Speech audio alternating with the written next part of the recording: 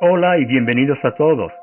Doy también la bienvenida a quienes están presentes por internet. A veces me olvido de mirar a la cámara. Intentaré no olvidarme esta vez, pero si lo hago, pueden estar seguros de que sigo pensando en ustedes. Y espero que sientan que son parte de este hermoso grupo especial y que están presentes aquí con nosotros. Gracias por participar y gracias a todos los presentes por haber venido. Al ver que viajo bastante, la gente a veces me dice: hace un mes o más que no estás en tu casa. ¿Cómo haces? ¿Cómo puedes estar fuera de tu hogar tanto tiempo? Yo les respondo que es esta ocasión, esta hora que paso con ustedes, lo que hace que mi trabajo valga la pena. Gracias a todos por haber venido. Gracias a todos los que están presentes por internet y a los que están en esta sala para que podamos compartir estas ideas. Una de las cosas que la gente a veces dice es: desde tu punto de vista, ¿qué dice la gente de Oregón sobre California del Sur? ¿Qué piensan de California del Sur? Se me ocurren un par de cosas. Piensan en el tráfico, hay mucho tráfico aquí, y en la luz del sol. Llegué hace una semana y hasta ayer no vi el sol, pero me alegro de que las cosas estén volviendo a la normalidad. Yo les traje el sol. Sí, hablando en serio, disfruté el tiempo nublado, me recuerda un poco a Eugene. Esta región es algo diferente a Oregón. Aquí hay mucha diversidad, personas con distintos orígenes y puntos de vista. Me encanta ver esa diversidad. Me crié en una granja ganadera y cuando estaba en la escuela secundaria y la universidad, pasaba mucho tiempo en los campos, trabajando hombro con hombro con muchos mexicanos y un par de familias diferentes que llegué a conocer bien. De hecho, hay una familia con la que todavía me comunico. Es como una familia hermana. A veces mi familia va a visitarlos y vienen ellos a vernos. Una cosa que noté con personas de todas las culturas es que todos buscamos lo mismo. La gente busca quizás un mejor trabajo, sentirse segura, mantener a sus familias a salvo. Todas las personas buscan un propósito en la vida y dignidad y valor. De modo que el tema sobre el que vamos a hablar hoy, porque todos somos necesarios, no tiene únicamente la intención de hacerlos sentir bien. No es simplemente decir: muy bien, todos somos necesarios y luego nos vamos a casa. Espero que algunas de estas ideas hagan eco en nosotros, las llevemos a casa y tengan el efecto dominó de poder comprenderlas, no solo para nosotros mismos, sino también para los demás. Quiero estar seguro de que puedo verlos a todos. A quienes están atrás, ¿les parece bien que me siente aquí? ¿Ven bien? Muy bien, perfecto. Pueden venir por acá y verme en la pantalla. Vamos a hablar de cuál es nuestro propósito, porque comprender mejor nuestro propósito nos ayudará a comprender mejor nuestro valor y nuestra dignidad. Vamos a hablar de cuál es la verdadera fuente de ese valor y esa dignidad. Voy a referirme a lo que significa vernos a nosotros mismos y a los demás desde un punto de vista más semejante a Dios, una perspectiva más espiritual, y veremos que ese punto de vista tiene un efecto directo en nuestras vidas. Es sábado de tarde. ¿Están todos listos? ¿Están todos atentos y preparados para hablar un poco sobre este tema? Muy bien, eso es lo que quería escuchar. Les propongo que imaginen algo conmigo. ¿Piensan que pueden hacerlo? Es una tarde imaginativa. ¿Pueden imaginarse que son un bulón? Un bulón es una pieza similar a un tornillo, pero más grande y fuerte, que se utiliza en obras de ingeniería. Es aquí donde comienzo a perder a mi audiencia, ¿no? Cuando trabajaba en los campos de la granja, aprendí un montón de palabras nuevas en español como manguera, pala y tornillo. ¿Pueden imaginarse que ustedes son un bulón, un tornillo? ¿No? Voy a ayudarlos un poco. Hay ferreterías en esta zona, ¿no es cierto? ¿Cuáles tienen? ¿Qué clase de ferreterías? Ace Hardware, bien. Nos gustan esas ferreterías familiares, ¿no?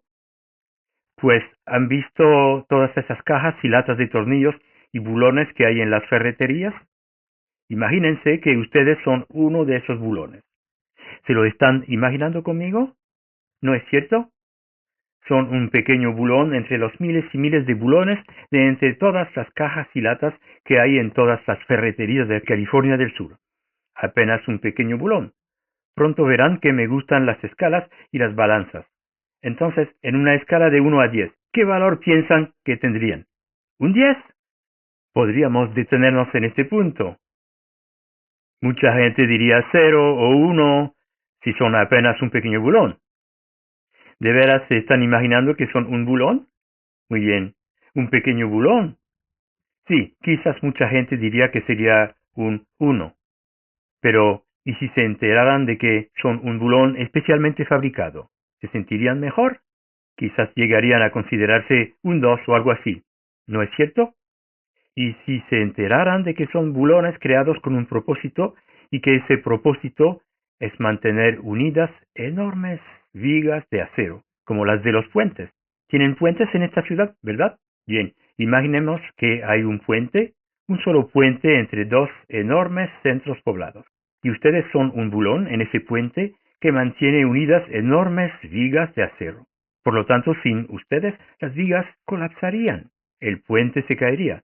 Piensen en toda la gente que cruza de un lado a otro, amigos, familiares, gente que va a trabajar o a estudiar. Nada de eso podría ocurrir sin usted, ese pequeño bulón. Espero que se sienta más valioso ahora. Esto comienza a tener sentido, pues cada uno de nosotros ha sido creado especialmente por Dios, ¿no es cierto? No solamente hemos sido creados con un propósito, sino que hemos sido creados a propósito. Me gusta este concepto, el de haber sido creados a propósito. Descubrir nuestro propósito nos ayuda a comprender mejor por qué somos necesarios. Bien, ¿alguien quiere mirar más detenidamente este puente? Por supuesto. Miremos más detenidamente el puente. Verán que ustedes no son el único bulón del puente. Hay cientos, miles, quizás millones de otros bulones como ustedes. Cada uno de ellos tiene un color, un tamaño y una forma diferente, pero cada uno de ellos también está ayudando a sostener el puente. Como ven, no podemos ocupar el lugar de otro.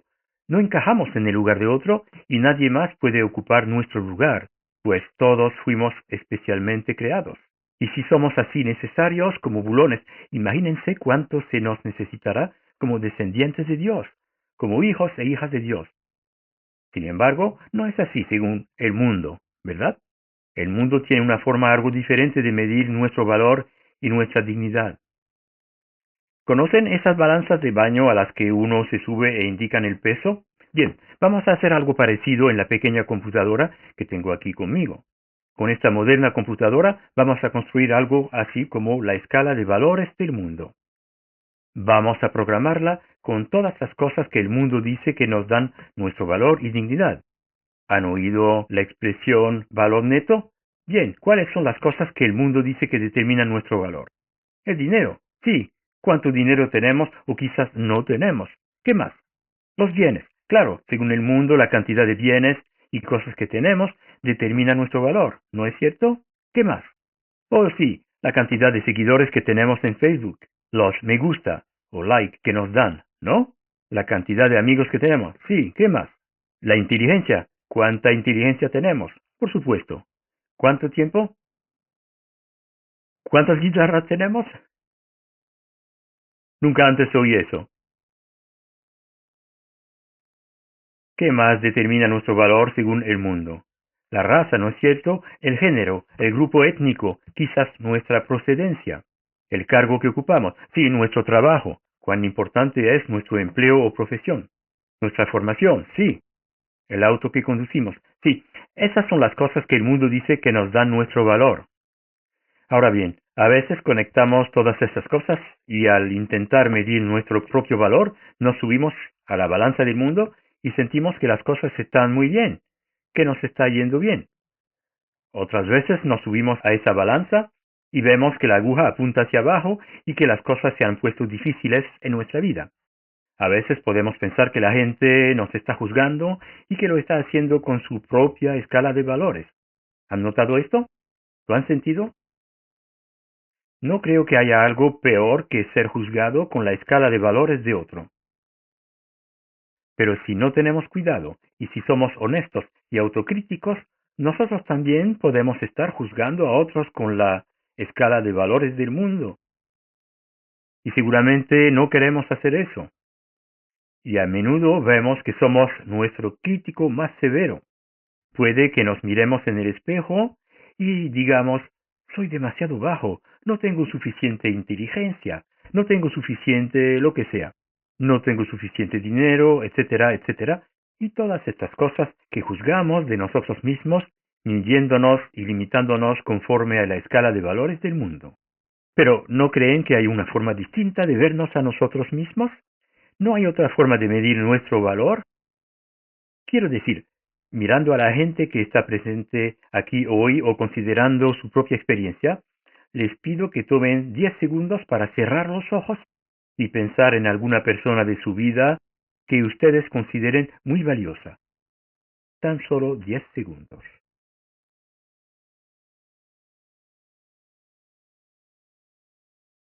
Muy bien. ¿Pensaron en alguien? ¿La tienen? Bien. No les voy a preguntar en quién pensaron porque podría ser algo incómodo, como diría mi hija.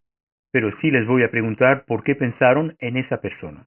¿Por qué lo hicieron? ¿Qué tiene esa persona que hizo que la escogieran como valiosa para ustedes? ¿Alguien se anima a decirlo? Es cariñosa. Sí, esa es probablemente una de las principales cosas. Sí. ¿Qué más hace que una persona sea valiosa? Valiente. Sí. ¿Qué más? Firme. Leal. Sí. ¿Qué más? Es alegre, considerada y te hace sentir valioso. Sí. No oí a nadie decir que la eligieron por lo veloz que es su auto, ni por el tamaño de su casa, ni por cuánto trabaja, ni por sus logros. Están hablando de su carácter, ¿no es cierto? De sus cualidades, de quién es en verdad, de su naturaleza. Creo que podemos ver que todo eso procede de algo mucho más grande que la persona. La persona no fabrica esas cosas.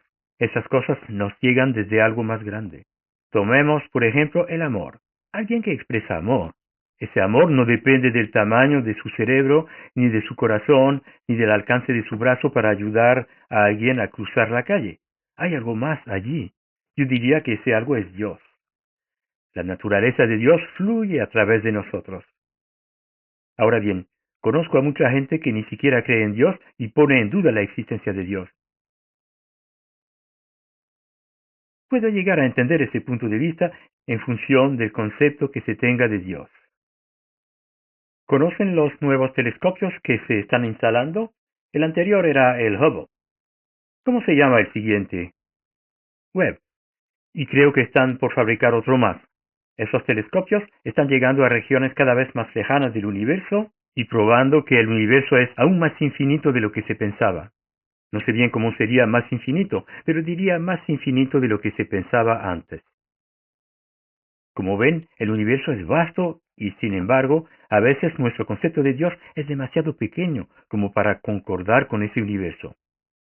De modo que tenemos que ampliar nuestro concepto de lo que Dios es para reconocer que Dios es el creador del universo. Para hacerlo, me gusta acudir a la Biblia y buscar las formas en que describe a Dios. Lo hace de diversas maneras. Jesús dijo que Dios es espíritu. Ampliemos ese concepto y tratemos de obtener un concepto más vasto del espíritu. ¿Qué significa esto? El espíritu es infinito y no lo conozco en su totalidad. Es decir, es un tema inmenso, algo en lo que sigo trabajando, tratando de obtener un concepto más amplio de lo que significa Dios como espíritu infinito. Pero puedo ver que Dios es espíritu infinito mucho más que un hombre con barba en alguna parte del cielo o una persona que está por algún lado. Un Dios como espíritu infinito significa que es una presencia y un poder que quizás no podamos ver, pero que sí podemos sentir. Eso quiere decir que Dios como espíritu infinito está aquí mismo, ahora mismo, en todas partes. La Biblia también dice que Dios es amor. Esta es quizás una de las principales formas en las que la Biblia describe la naturaleza de Dios. Bien, ampliemos este concepto más allá del amor personal o el amor humano. Es un concepto más grande, mucho más grande del amor. La Biblia ilustra este amor de Dios y nos muestra sus distintos aspectos. Como el águila que excita su nidada, revolotea sobre sus pollos, extiende sus alas, los toma, los lleva sobre sus plumas. Son plumas para volar, y nos lleva con seguridad sobre esas plumas. Lo que más me gusta de este pasaje es que ilustra la ternura del amor de Dios, al comparar a Dios con el ave materna. Podemos ver que hay un pichón debajo del ala, Dios revoloteando sobre nosotros, mimándonos, conociendo cada una de nuestras necesidades y satisfaciéndolas. El texto también ilustra el carácter atento del amor de Dios.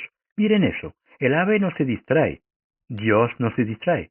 Dios no ha dejado de tener interés en nosotros, sino que está aquí mismo a nuestro lado.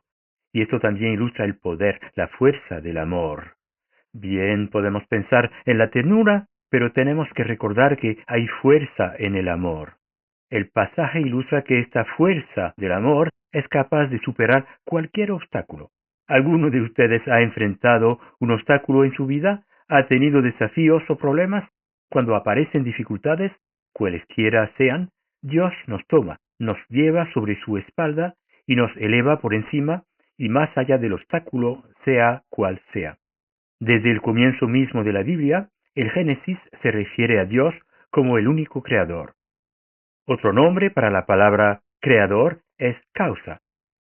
Dios es la única causa. ¿Y qué es lo que toda causa necesita? Un efecto, ¿no es cierto? Puede haber una causa sin efecto, o sea, puede haber un padre sin un hijo. Si yo hago sonar una bocina o toco un tambor, si esa es la causa, va a haber un efecto. ¿No es cierto? ¿Cuál es el efecto? El ruido. Algunos dicen que es música, pero en mi caso es más bien ruido. Pero como espíritu y amor infinitos, Dios es así, alegría, paz y salud infinitas. Estas ideas no son abstractas, sino que deben expresarse, y allí es donde entramos en acción todos. Ese es nuestro propósito, ser el efecto de lo que Dios es. Ese es nuestro propósito. ¿Entendemos entonces nuestro propósito? Ser el efecto de Dios, de todo lo que Dios es. Pero si lo pensamos bien, vemos también que Dios es todo, que es infinito. Y si Dios es infinito, debe expresarse infinitamente. ¿Tiene sentido? Un Dios infinito tiene que expresarse infinitamente. Todos los que estamos aquí en persona o en línea, estamos expresando a Dios ahora mismo. Alegría, paz, armonía, cada uno a su manera. Pero si uno de nosotros no existiera, Dios estaría un poco menos expresado. Habría un poquito menos de Dios expresado. Dios sería algo menos que infinito. De modo que cada uno de nosotros está ayudando a completar este universo infinito de Dios. Eso es lo que nos hace absolutamente esenciales. Cada uno de nosotros completa este universo infinito de Dios. Cristo Jesús percibió esto. Jesús representaba perfectamente bien estas cualidades de Dios. Y fue llamado Jesús el Cristo, Jesús el ungido, ungido con todas estas maravillosas cualidades divinas. Puede que el hombre físico, Jesús, ya no esté más con nosotros en la tierra, pero el Cristo, el ungido, todas esas cualidades de Dios aún están aquí en cada uno de nosotros. Están llenando nuestro ser y eso es lo que nos hace absolutamente esenciales. Cuando yo trabajaba de granjero, la gente a menudo me preguntaba, y aún me pregunta, acerca de la ciencia cristiana. Me decía, cristiana y ciencia, ¿cómo se combinan esas palabras? La gente siente curiosidad, porque parecen ser dos palabras que no van juntas. Es cristiana porque tiene una profunda veneración por Cristo Jesús. Ve a Jesús como el Hijo de Dios, como el Mesías prometido.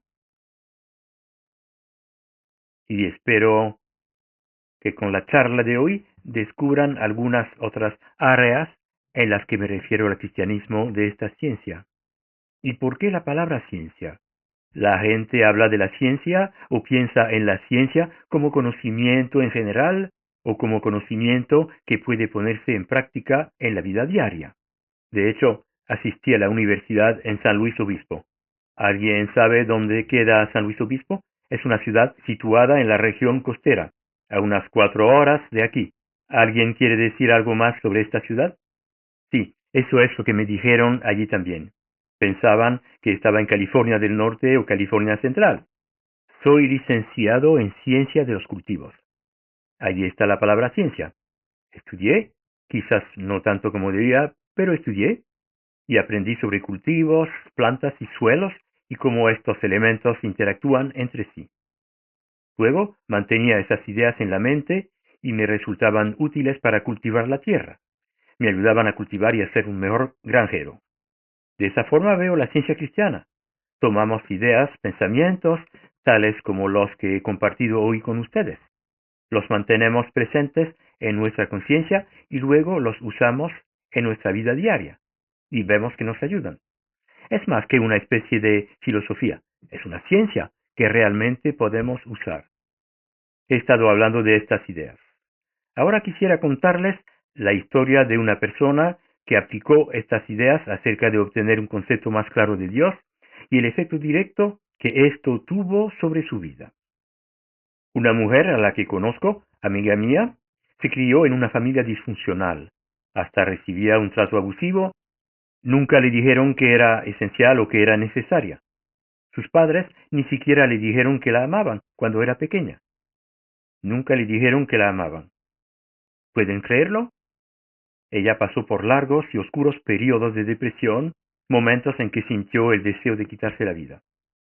Tenía pensamientos suicidas. Todo esto llegó a un punto crítico cuando tenía poco más de 20 años. En ese momento de su vida, casi había abandonado los estudios. Estaba arruinada.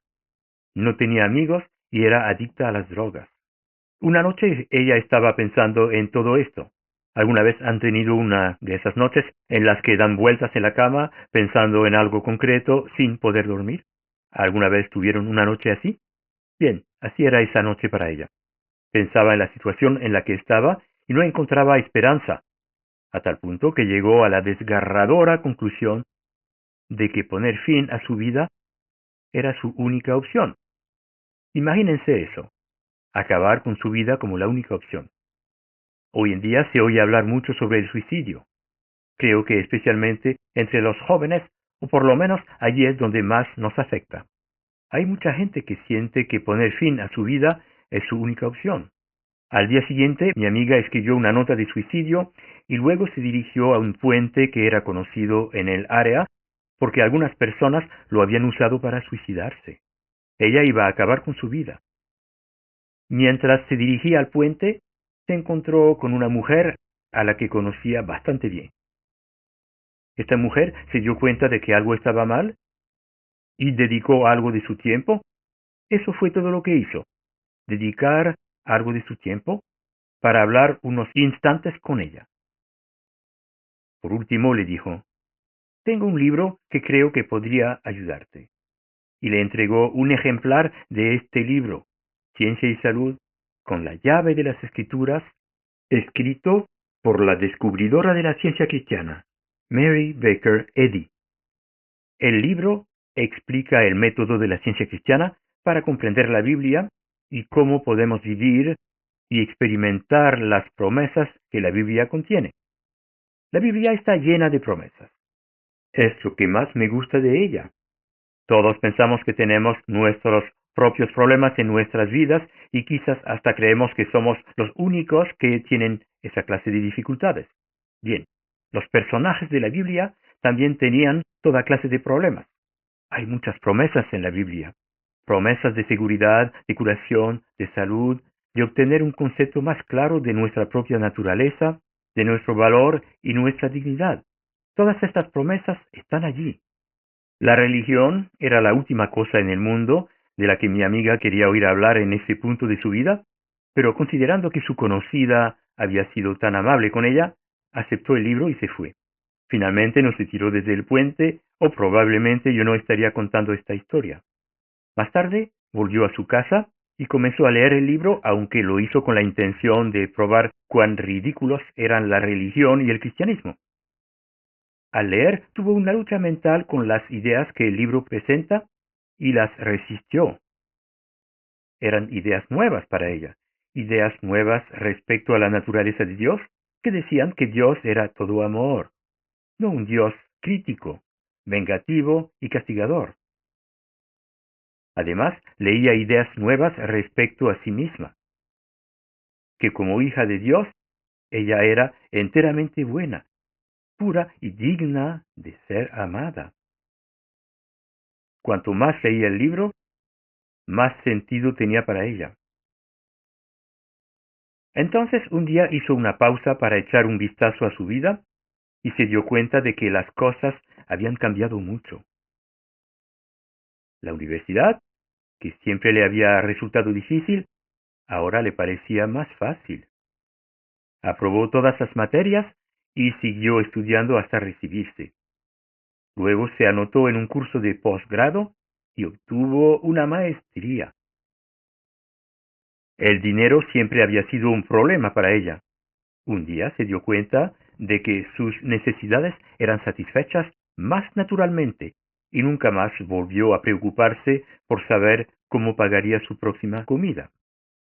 Las relaciones humanas, esos vínculos con otras personas que son tan importantes para todos, comenzaron a ser más auténticas y profundas. Más adelante se casó y tuvo un matrimonio duradero y armonioso. ¿Qué más? La adicción a las drogas. Al tener conceptos más elevados, comenzó a percibir más claramente su inquebrantable conexión con la bondad de Dios, tal como la causa no puede desconectarse del efecto. De esa forma, el deseo de consumir drogas, o quizás las excusas que ponía o las razones en que se basaba para consumirlas, todo eso desapareció. Se sanó por completo de esa adicción. Y todos esos largos y oscuros periodos de depresión fueron desapareciendo lentamente hasta que se desvanecieron por completo, al igual que las ideas suicidas. Se sanó por completo. Como pueden ver, toda su vida dio un giro. Me contó que probablemente lo más importante había sido llegar a la convicción de su valor y su dignidad, de que era necesaria y amada en este mundo. Podríamos decir que fue salvada, ¿no es cierto? Fue salvada de la muerte, salvada de poner fin a su propia vida. Y ciertamente fue salvada de esos largos y oscuros períodos de depresión y pensamientos suicidas. Salvación es una palabra que se usa en el cristianismo. La Biblia está llena de relatos de personas que fueron salvadas, y la salvación es una de las promesas de la Biblia. La salvación no es algo que tenemos que esperar, sino que, mediante este concepto más claro de la presencia de Dios, aquí y ahora, podemos encontrar salvación de cualquier cosa negativa que esté ocurriendo en nuestras vidas. Y si mi amiga lo logró, cualquiera puede lograrlo, porque esta es una ciencia, no depende de una persona, es una ciencia y una ley que podemos usar. ¿Cómo podemos hacerlo? ¿Cómo podemos usar estas ideas? Pensar en ellas. Hay algo que se llama oración y que yo encuentro que es muy útil. Probablemente oyeron hablar de la oración, ¿no? Puede ser algo tan simple como Dios ayúdalo. Si vemos a alguien en problemas, si así se reconocen el poder y la presencia de Dios aquí mismo. Pero tratemos de obtener un concepto mejor de Dios, no como una persona, sino este concepto infinito de Dios en el que estamos pensando. ¿Cómo pueden nuestras oraciones ser más eficaces? ¿No es eso lo que todos queremos? ¿Que nuestras oraciones sean eficaces? Es decir, ¿qué sentido tiene orar si la oración no es eficaz? ¿Cómo podemos hacerlo? ¿Cuáles son algunas de las ideas que este concepto mejor de Dios puede aportar a nuestras oraciones? A veces pienso en la oración como una especie de razonamiento. Recordemos que antes hablamos sobre causa y efecto, de modo que, sea lo que sea Dios como causa, nosotros y los demás debemos ser el efecto de Dios, el Espíritu infinito, el amor infinito. Cualesquiera sean los efectos, de esa relación, esa es nuestra verdadera naturaleza. Es una especie de razonamiento. Yo creo que también una revelación. Jesús dijo que para orar debíamos ir a un lugar tranquilo y cerrar la puerta. Ese lugar puede ser físicamente un lugar tranquilo, pero mentalmente significa estar en silencio y sacar fuera toda la basura, todas las preocupaciones.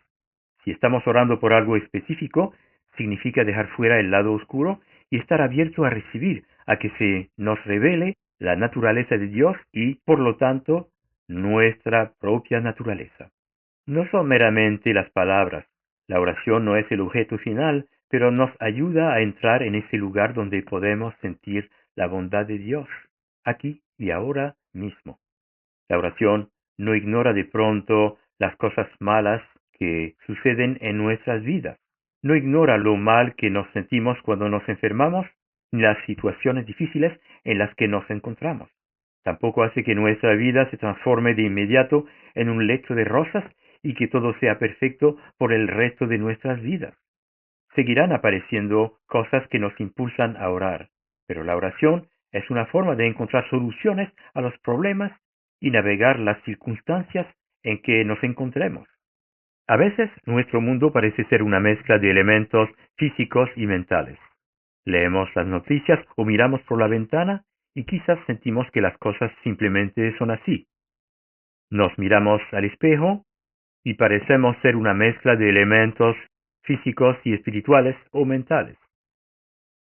Eso es un concepto pequeño, estrecho y limitado de quienes somos en realidad. Pero al orar y sentir nuestra inquebrantable conexión con la bondad de Dios, esa perspectiva limitada, oscura y distorsionada de nosotros mismos se desvanece. A veces pienso que es algo así como ir al parque. Seguramente a todos les gusta ir al parque, ¿no? ¿Todos quieren ir al parque ahora? Dígame el nombre de un parque cercano. ¿Alguien sabe el nombre de un parque? Es un poquito lejos. Imaginemos que vamos a un parque situado cerca de aquí, el Parque Doheny. Supongamos que todos vamos allí. Es de tarde, lo estamos pasando muy bien, y luego comienza a oscurecer. Mientras hay luz solar, podemos ver todo lo que hay a nuestro alrededor, ¿no es cierto? Podemos ver el banco al otro lado del camino, los árboles, los arbustos. Podemos ver todo claramente, tal cual es. Pero luego oscurece y es un poco más difícil distinguir las cosas.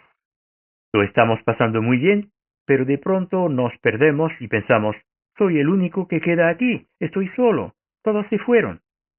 Estamos sentados solos en la oscuridad, cuando de pronto oímos un leve crujido en los arbustos detrás de nosotros que va aumentando en intensidad y se acerca y nos dejamos llevar por la imaginación y el miedo. Entonces vemos el tocón de un árbol por allá y se parece a un oso. Tiene ojos enormes. Quizás le temamos durante un largo tiempo. ¿Cómo nos liberamos del oso? ¿Le arrojamos piedras, piedras más grandes, palos y le gritamos? ¿Cómo nos liberamos del oso? ¿Hacemos sonar una campana? ¿Una linterna? De pronto recordamos que tenemos una vieja, grande y preciosa linterna y simplemente la apuntamos directamente al tocón. Esa es una de las formas en que la oración sana. No cambia la realidad ni lo que es real, tan solo la trae a luz para que veamos lo que ya está presente.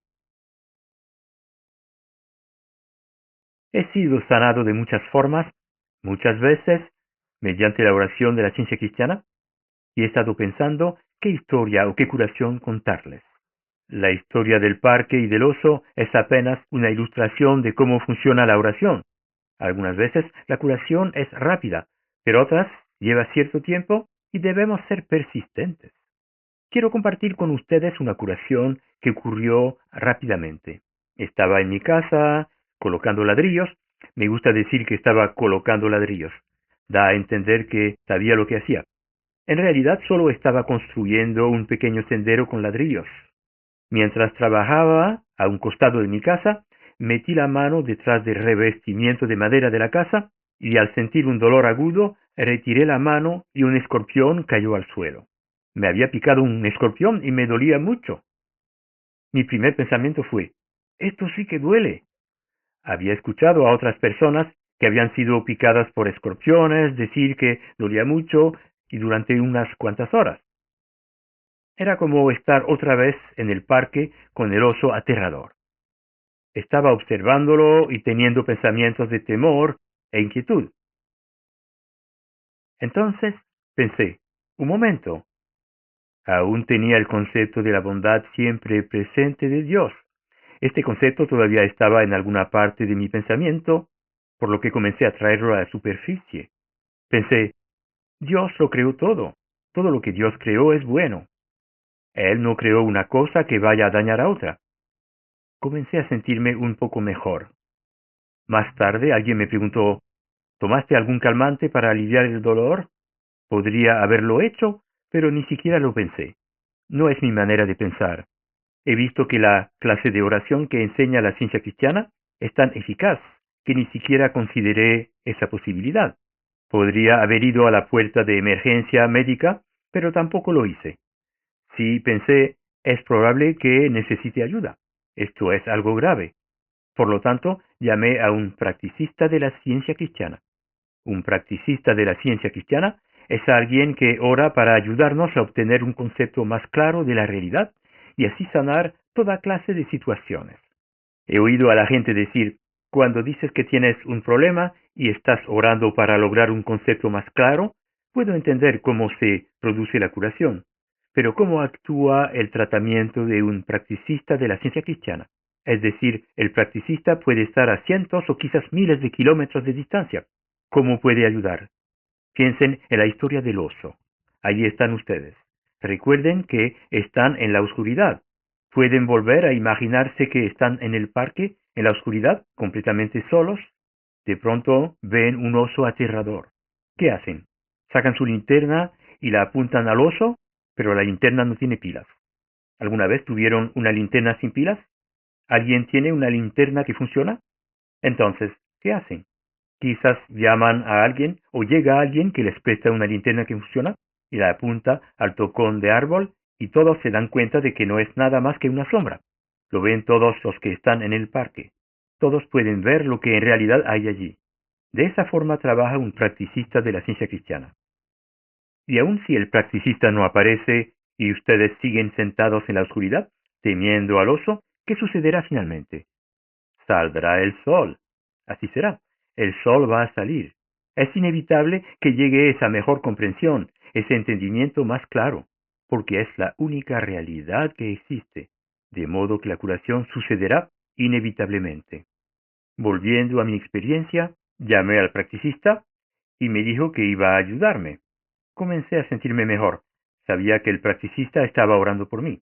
Entonces pensé, está claro, no voy a dejar que esto se interponga en lo que tenía que hacer hoy. Voy a seguir colocando ladrillos. Así que volví al trabajo y comencé a construir el sendero.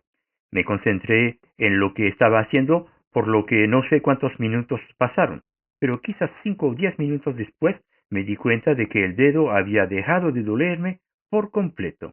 Esta vez me había puesto guantes de cuero. Pensé que era una buena idea. Al quitármelos, vi que no había marca, ni inflamación, ni escozor. No había rastro alguno de la picadura. Me sentí muy agradecido. Esta experiencia fue para mí una prueba de que podemos lograr un concepto mejor, que luego tiene un efecto positivo en nuestras vidas. Al día siguiente me había olvidado por completo del incidente. Por eso es bueno anotar las curaciones que tenemos. A veces la gente pregunta, ¿cuál fue la última vez que tuviste una curación? Me había olvidado por completo del incidente, pero me sentía algo incómodo. ¿Alguna vez tuvieron una astilla en el dedo o quizás no una astilla, sino solo algo molesto? Pues bien, yo sentía algo así. Oh sí, ayer tuve una curación de una picadura de escorpión. Ese es apenas un testimonio de curación. Como dije antes, he tenido muchas curaciones en mi vida. Verán que este tipo de curaciones es esperable en la ciencia cristiana. Hay iglesias y sociedades de la ciencia cristiana en distintas partes del mundo, muchas de ellas similares a esta de San Juan Capistrano. Tienen servicios dominicales y también reuniones los miércoles. Los miércoles hay un espacio en el que la gente comparte las curaciones que ha tenido, curaciones como la que yo les conté esta tarde. Piensen en esto por un instante. Todos los miércoles hay gente que se reúne y cuenta las curaciones que ha tenido. La sede de la Ciencia Cristiana está en Boston y publica revistas semanales y mensuales. En cada una de ellas hay testimonios de curaciones. Las últimas 100 páginas de este libro, Ciencia y Salud, contienen testimonios de personas que se sanaron aplicando las ideas que obtuvieron leyendo el libro. Como pueden ver, hay abundantes pruebas que demuestran la confiabilidad y seguridad del tratamiento por medio de la oración de la ciencia cristiana. No debería sorprendernos. La ciencia cristiana es el descubrimiento de la forma en que Jesús sanaba. Jesús sanaba todo tipo de cosas y en ocasiones sanaba a multitudes. No esperaba a que la gente se midiera conforme la escala de valores del mundo para saber si era digna de ser sanada. Simplemente la sanaba. No le importaba cuál era su nacionalidad, ni si eran aceptados o rechazados por la sociedad. No tenía en cuenta su edad, su género, ni su nacionalidad. Sanaba, en lugar de juzgar o condenar, a personas que habían cometido toda clase de errores y que se habían equivocado de distintas formas. Podía hacerlo porque percibía que la verdadera naturaleza de ellos era semejante a la de Dios, por ser el efecto, la emanación de Dios. Jesús podía ver claramente que lo que era desemejante a Dios, una persona ciega, alguien que no podía caminar, un problema de carácter, fuera lo que fuera, no tenía lugar en la identidad verdadera de esas personas y podía eliminarse, como en el caso del oso que desapareció cuando se encendió la luz. La ciencia cristiana es el descubrimiento del método sanador de Jesús. Y la descubridora es Mary Baker Eddy. Esta mujer no se sentó simplemente en una alta y blanca torre a escribir algunas ideas bonitas acerca de Dios. Tuvo una vida dura.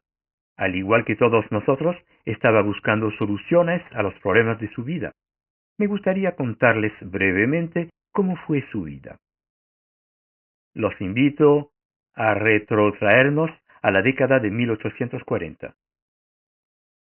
Imaginémonos que estamos en esa época.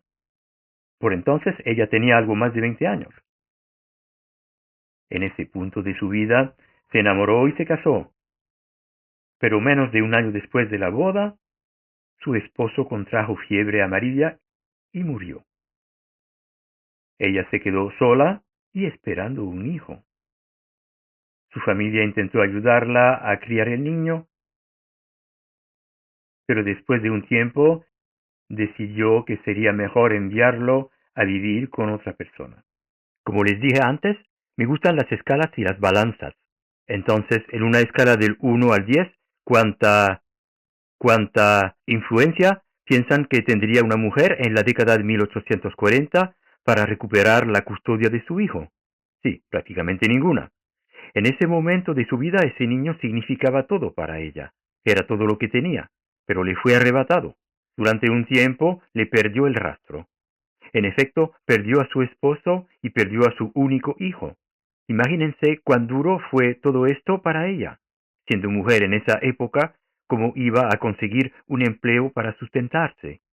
Durante un breve periodo fue de casa en casa, básicamente quedándose con quien quiera que le ofreciera alojamiento.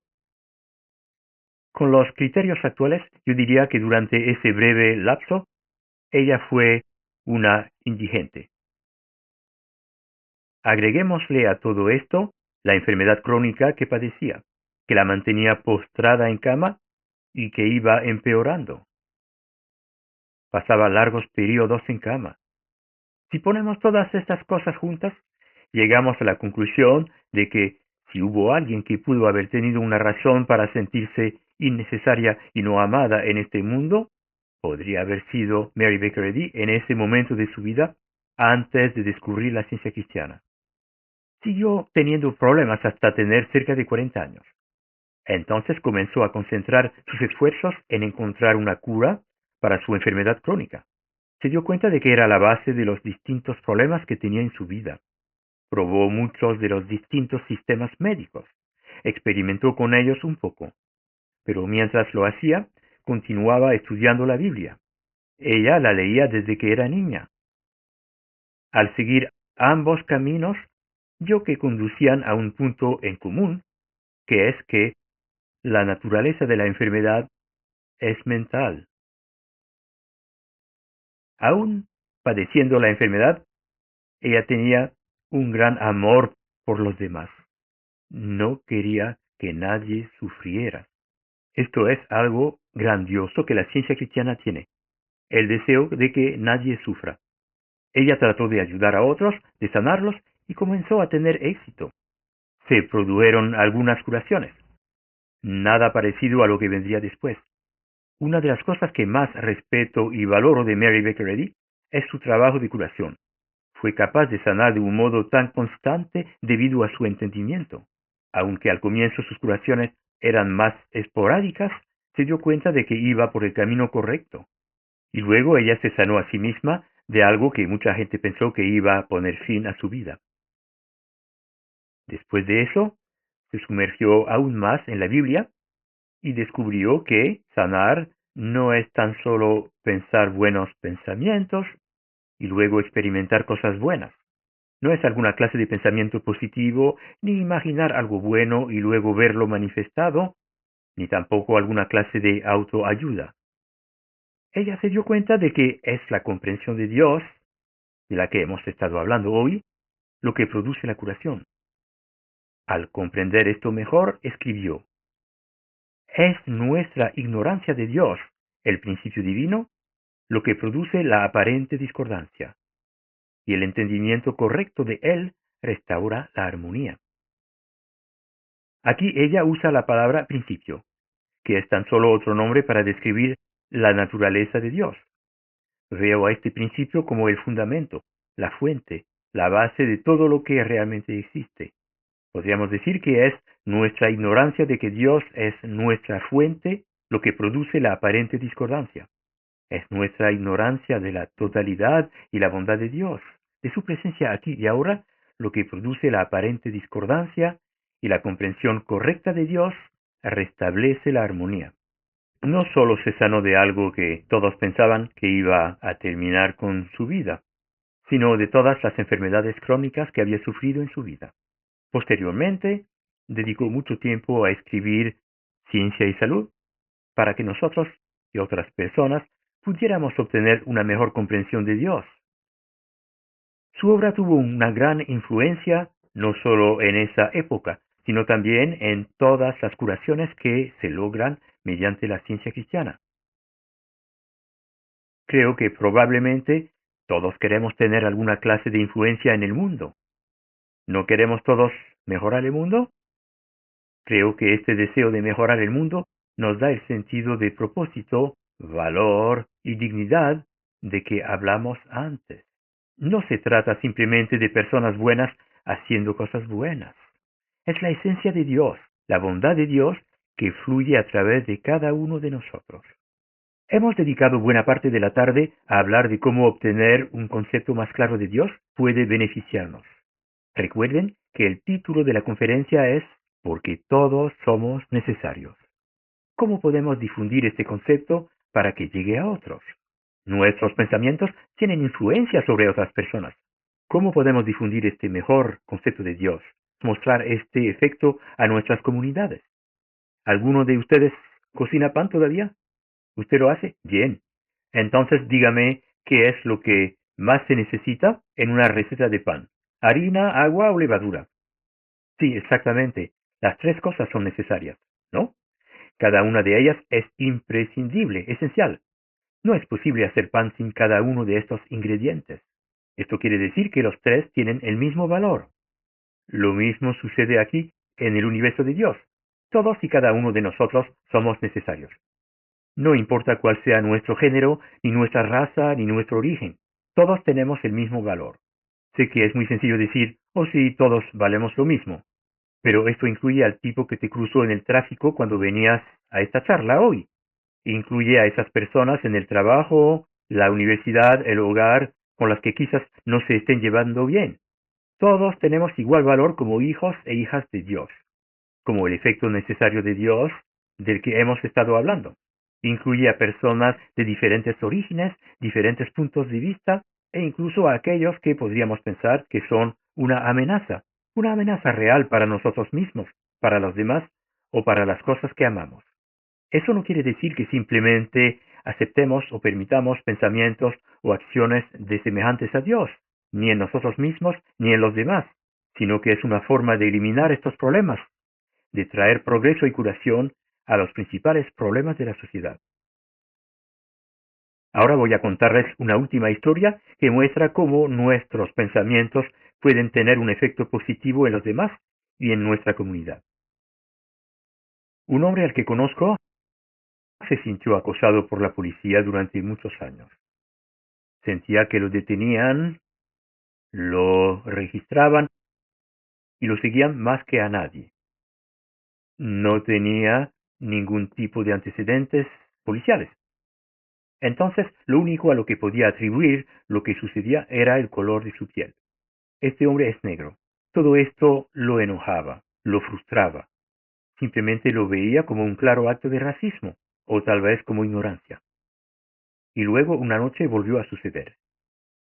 Al salir de un estacionamiento, se olvidó de encender las luces delanteras. ¿Le sucedió eso alguna vez? Se olvidó de encender las luces y un policía lo detuvo. El policía se acercó a su auto y comenzó a gritarle y a decirle que su auto olía a drogas, y le exigió que se bajara para registrar el vehículo. Este hombre no tenía drogas en su auto, pero no estaba seguro de que bajarse fuera una buena idea. Mientras tanto, el policía seguía gritándole. Finalmente, el policía le dijo: si no sale por su cuenta, voy a llamar a un juez, voy a pedirle una orden de registro y luego voy a inspeccionar su auto. De una forma o de otra, su vehículo va a ser registrado. Ante una situación similar en el pasado, este hombre hubiera hervido de rabia. No sé qué pasaba por la mente del policía. Tengo varios muy buenos amigos que son oficiales de policía y me imagino lo que debe ser acercarse a un automóvil en la oscuridad de la noche. Pero conozco al hombre que estaba en el auto. Sé lo que estaba haciendo y lo que estaba pensando. Como dije, en el pasado se hubiera molestado mucho, pero esta vez fue diferente porque había comenzado a estudiar a diario la Biblia y ciencia y salud. De hecho, era miércoles de noche y regresaba a su casa de una de las reuniones de los miércoles de las que les hablé antes. Este hombre no dejó en la puerta de la iglesia las ideas que escuchó, sino que se llevó consigo un concepto más claro de su inquebrantable conexión con Dios. También estaba obteniendo un concepto más claro de sus semejantes. Entonces, mientras el policía continuaba con esa actitud, mi amigo oraba para comprender más claramente la identidad verdadera de los policías, porque habían llegado más oficiales. Estaba viendo la semejanza de Dios en ellos. Creo que es interesante señalar que podemos darnos cuenta de si nuestras oraciones van en la dirección correcta cuando sentimos que no son egoístas. Este hombre me contó que el pensamiento que le vino en sus oraciones fue: no voy a dejar que hagan esto. En otras palabras, no iba a dejar que los policías hicieran algo que podría meterlos en problemas, de lo que pudieran arrepentirse más tarde o simplemente algo que estaba lisa y llanamente mal.